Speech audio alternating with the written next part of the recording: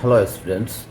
आज पुनः हम आपके समक्ष लेकर के आए हुए हैं पोजेसिव्स पार्ट 3 के अंतिम भाग, जिसमें हम लोग ट्रांसलेशन सीखेंगे। आज हम जानेंगे कि जब वाक्य में पोजेसिव के रूप में काके की का प्रयोग किया गया हो तो क्या होता है। आइए देखते हैं।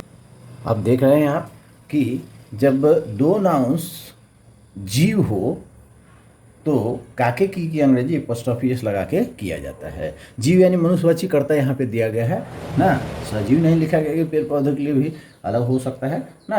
तो पोजेसिव में ये लास्ट यही आपको बताया गया था काकी के, और काकी के दो नाउन के बीच में आए हुए होंगे तो क्या होगा अंग्रेजी। जैसे आप देख रहे हैं मोहन नाउन है, भाई नाउन है और इसके बीच में का आया हुआ है, यहाँ शशि है, के आया हुआ है, पिता है इसके बीच में, तो इसकी अंग्रेजी एपोस्ट्रोफी एस लगा के बनाया जाता है, इसकी दूसरी अंग्रेजी नहीं होती है। तो यहाँ पे हो जाएगा अंग्रेजी इसका मोहन्स ब्रदर।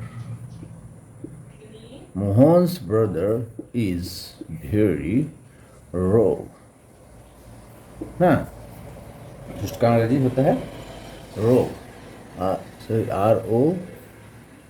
ROGUE ना।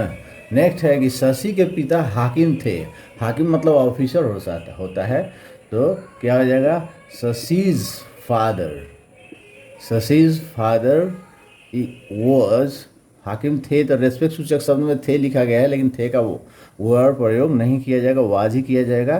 तो Shashi's father was an officer. Okay, आइए नेक्स्ट इसमें देखते हैं इसका बी वाला। दूसरा नियम है कि जब एक नाउन कोई जीव हो और दूसरा निर्जीव नाउन हो तो एपोस्ट्रोफी एस या ऑफ लगेगा, यानी एपोस्ट्रोफी एस भी लगा के बना सकते हैं या ऑफ भी लगा के बना सकते हैं। जैसे रवि की किताब नई है, रवीज बुक इज़ न्यू, यहाँ एपोस्ट्रोफी एस लगा हुआ है, और the book of Ravi is new.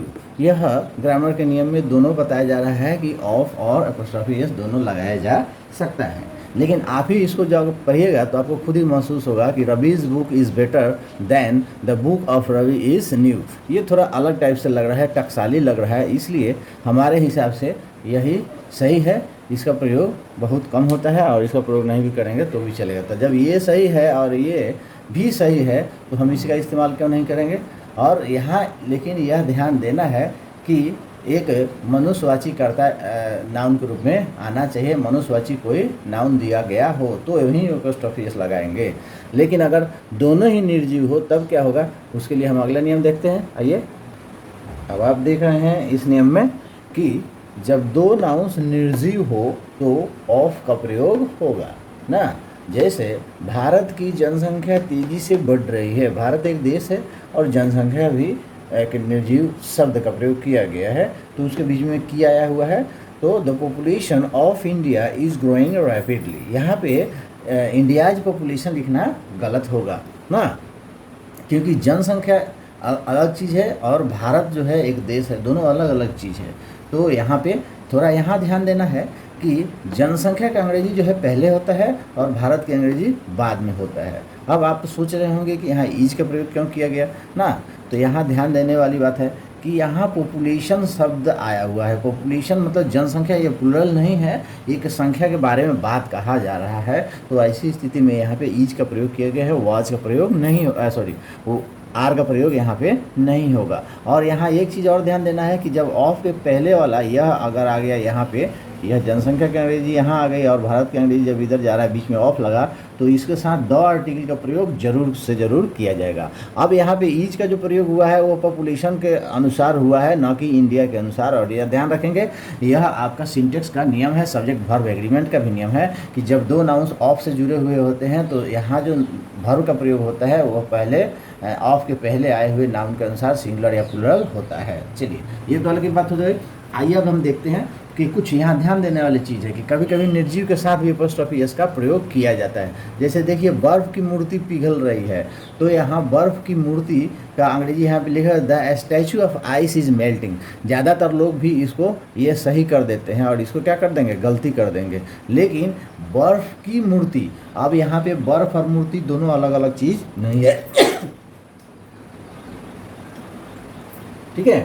यहाँ पे बर्फ और मूर्ति अलग अलग चीज़ नहीं है, दोनों एक ही चीज़ है। तो ऐसी स्थिति में हम एपॉस्ट्रोफी एस का ही प्रयोग उचित होता है और एपॉस्ट्रोफी एस का ही प्रयोग करते हैं। यहाँ पे कह रहा है कि जब दोनों निर्जीव दो अलग अलग हो, तो अलग अलग होगा तो ऑफ लगेगा।